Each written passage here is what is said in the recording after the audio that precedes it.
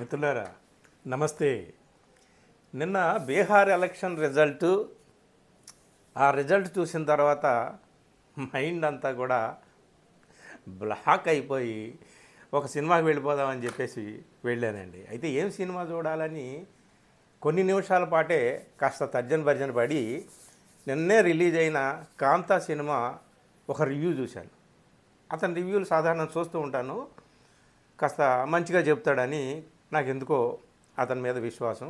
ఎవరనేది ఇక్కడ అనవసరం. కానీ సో కాంతా సినిమా గురించి అతను చెప్పిన రివ్యూ చూసిన తర్వాత వేరే సినిమాకి వెళ్దాం అనుకొని కాంతా సినిమాకి వెళ్ళిపోయాను. ఇక మైండ్ బ్లోయింగ్, అమేజింగ్, ఫ్యాంటాస్టిక్ ఇట్లాగా అనేక విశేషణాలతో ఆయన సూపర్గా చెప్పేశాడండి. అసలు కనికట్టి చేసేసింది సినిమా అని చెప్పి కనికట్టి చేసి కట్టి పడేసింది. ఇట్లాంటి సినిమా నేను ఇక ఎట్లా చెప్పాడంటే నెవర్ బిఫోర్ ఎవర్ ఆఫ్టర్ అన్నట్టుగా చెప్పి పడేసాడు అంతే. సరే, నాకు కొంచెం ఆకర్షణీయంగా ఉన్న అంశం ఏమిటయా అంటే దుల్కర్ సల్మాన్ అంటే ఇష్టము. ఎందుకు ఇష్టము అంటే అతని మొహంలో ఏదో పసితనం కనిపిస్తుంది. అతని యాక్షన్ ఒక అద్భుతం అని నేను చెప్పలేను, కానీ అతని నటనలో ఒక ఫ్రెష్నెస్ కనిపిస్తుంది.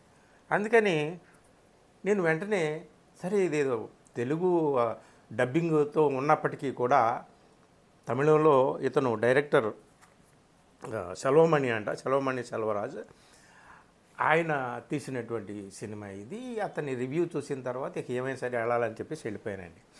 వెళ్ళిపోయిన తర్వాత నిజంగానే ఆ సినిమా అలా కట్టిపడేసిందా, కనికట్టి చేసేసిందా, మాయ చేసి మంత్రం వేసి అద్భుతం అని చెప్పేసి అనేంతగా ఉందా అంటే ఆ పాయింట్ చెప్తాను. ఒక్క నిమిషమే, ఎక్కువ దీని మీద మీ టైంని తీసుకొని నేను.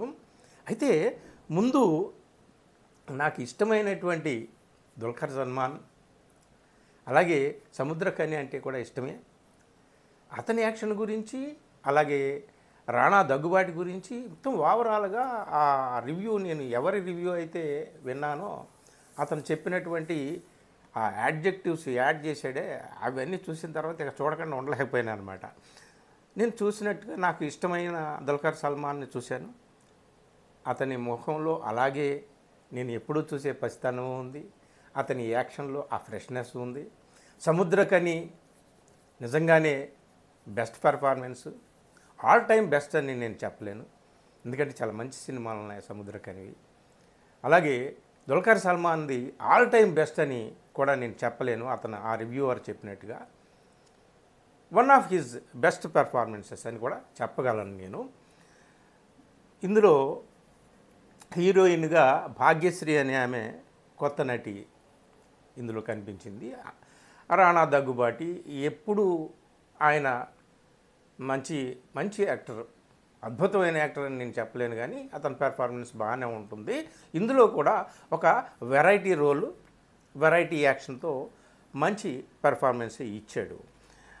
సో ఇదంతా యాక్టర్స్ పరంగా ఓకేనండి. ఇంతకీ ఆ రివ్యూవర్ చెప్పినట్టుగా కనికట్టు చేసిందా ఈ సినిమా అంటే, సినిమా స్టోరీ ఒక రొమాంటిక్ థ్రిల్లర్ స్టోరీని తీసుకున్నారండి. ఈ స్టోరీ మీరు చూడండి, మీరు చూస్తారు. థియేటర్స్కి వెళ్ళి చూస్తారో లేదో, త్వరలోనే ఓటీటీలోకి వచ్చేస్తుంది. ఒక రొమాంటిక్ థ్రిల్లర్ స్టోరీ బేస్ చేసుకొని తీశారు. ఆశాంతం అని అంటామే, from the beginning to ending ప్రేక్షకుల్ని అలా కట్టి పడేసేటట్టుగా తీయాలని చెప్పి వాళ్ళు ఆ డైరెక్టరు అనుకొని ఉంటాడు. ఆ స్క్రిప్ట్ కూడా అలాగే రాసుకొని ఉంటాడు. ఇది సినిమా లోపలి కథ కూడా సినిమా యాక్టర్కి సంబంధించి, సినిమాలు తీసేటటువంటి వాళ్ళకి సంబంధించినటువంటి స్టోరీనే. ఈ సినిమా చూస్తున్నప్పుడు మధ్యలో మహానటి సినిమా గుర్తొచ్చింది. ఎందుకంటే మహానటిలో కూడా దుల్కర్ సల్మాన్ ఉన్నాడు కదా, అది గుర్తొచ్చింది. కానీ ఈ సినిమా నన్నైతే కట్టిపడేయలేదు, అంతగా కనికట్టు చేయలేదు. ఎందుకంటే కమర్షియల్ సినిమాలు నేను పెద్దగా చూడను, వెళ్ళను, వాటి గురించి మాట్లాడను కూడా. సో ఈ సినిమా ఫస్ట్ హాఫ్ కొంత కాస్త ఆసక్తి, ఉత్కంఠ రేపింది. నిజంగా ఏం జరుగుతుంది ఏమిటి అనేటటువంటిది కాస్త ఆ డిటెక్టివ్ మూవీలాగా బాగానే నడుపుకుంటూ వెళ్ళాడు, కానీ సెకండ్ హాఫ్కి వెళ్ళేసరికి చాలా బోర్ అనిపించిందండి. చాలా బోర్ అనిపించింది. నిజంగా కనికట్టు చేయడం కాదు కదా, ఒక రకంగా కనికట్టు చేసింది. అదేమిటా అంటే నా కళ్ళు కట్టి పడేసింది. హాయిగా 2-3 సార్లు పడుకున్నా. మరి ఆ మర్డర్ హీరో ఎందుకు చేశాడు, ఎవరిని చేశాడు, ఆ పిస్టల్లో తోటాలు పెట్టిద్ది ఎవరు, నేనంటే నేనని వస్తూ ఉంటారు. అసలు ఈ సముద్రకని పాత్ర అయ్యా అని అంటూ ఉంటారు ఆయన డైరెక్టర్.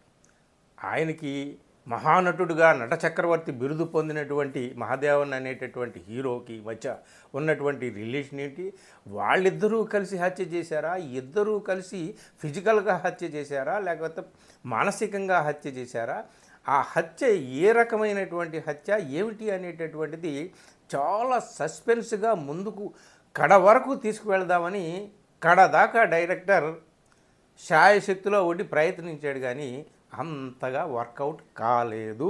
థియేటర్స్కి వెళ్ళి పడి చూడాల్సినటువంటి అవసరం అయితే ఇందులో లేదు. కాకపోతే దుల్కర్ సల్మాన్ అభిమానులు, సముద్రకని అభిమానులు నిరుత్సాహపడాల్సినటువంటి పని లేదు. ఆ భాగ్యశ్రీ అనే అమ్మాయి ఎవరో కొత్త అమ్మాయి, ఆ అమ్మాయి యాక్షన్ కూడా బాగుంది, చూడడానికి చాలా ఇన్నోసెంట్గా అట్రాక్టివ్గా ఉంది. కానీ ఈ సినిమా మొత్తం మీద ఆ సస్పెన్స్ని మెయింటైన్ చేయడంలో సెకండ్ హాఫ్ అంత బోర్ కొట్టినట్టుగా, స్క్రిప్ట్ సరిగ్గా రాసుకోలేదేమో అనిపించింది. సెకండ్ హాఫ్ చాలా బోరింగ్గా నడిచింది.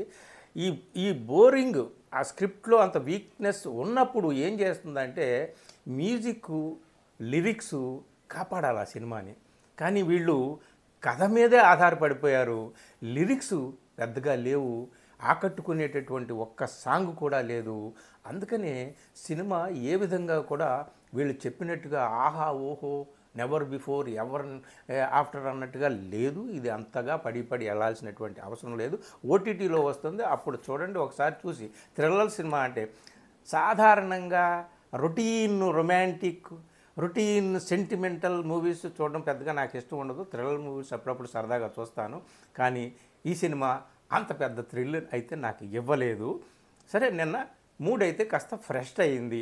ఆ బీహార్ ఎలక్షన్స్ రిజల్ట్ చూస్తే వన్ సైడ్ రిజల్ట్, ఎన్డీఏ ఏదో రకంగా పట్టుకుపోతుంది అనుకున్నాం, కానీ వన్ సైడ్ రిజల్ట్ వచ్చింది కదా, అది కొంచెం ఏం జరిగిందో ఏమో మనకు తెలియదు. కానీ మొత్తానికి మూడ్ అయితే ఫ్రెష్ అయింది, కానీ